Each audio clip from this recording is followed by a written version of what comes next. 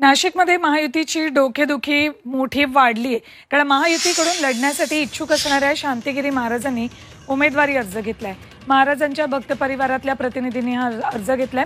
26 एप्रिलला शांतिगिरी महाराज अर्ज दाखल करणार आहेत, म्हणजेच आज ते अर्ज दाखल करतील।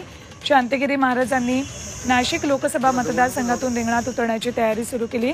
छगन भुजबळांचे सहकारी दिलीप खैरे यांच्यानंतर महायुतीकडून इच्छुक असलेल्या शांतिगिरी महाराजांनी नाशिकसाठी अर्ज घेतल्यानं नाशिकचा गुंता आणखी वाढला आहे।